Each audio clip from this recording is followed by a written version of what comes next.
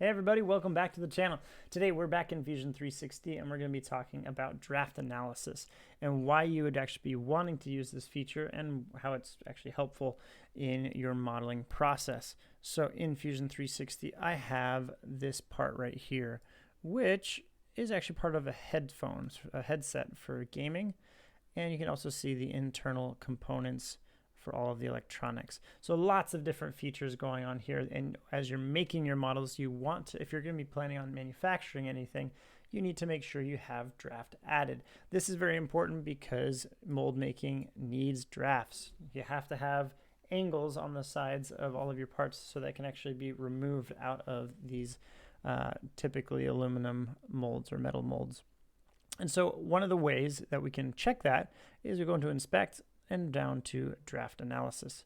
So we'll click on that, and it's going to prompt us to click on the body we want, and then the direction we want to actually have perpendicular to the plane of the mold pieces that are going to be put together.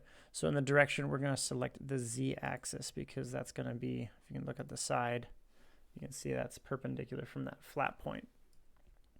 All right, so we have on the right side, we have draft angles, and we also have tolerances for those angles. For this project, I just chose 1 degree. If you're going to be working on something for a company or for school, typically they're going to be giving you the draft tolerances that you need. I don't have any tolerances added into anything. And so a negative 5 to 5, negative 0.5 to 5.5 degrees should be plenty in this case. And then the actual draft angles, I just shot for 1 degree for most of the internals and then for the exterior for 3. So we're just going to put on 1 degree. Oh, come on. Oh, there we go. And you can see I did positive 0.5 and negative 0.5, giving that full 1 degree. Now, as you can see, we have the top part, which is mostly green, and the bottom part, which is mostly blue. You want blue and green. That is really the clearances that you're meeting your tolerance requirements. But you can see I made a stupid mistake and totally just missed putting draft on these screw towers, which honestly is the easiest part, which is good.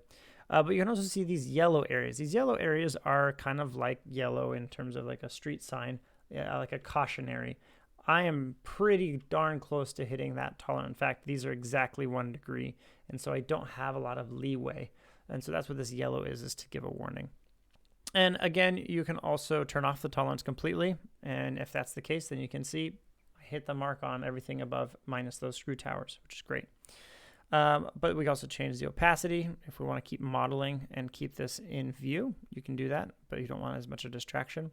You can also turn on and off the high quality, but there's really very minor differences and changes in that, so I typically don't really worry about turning it on or off.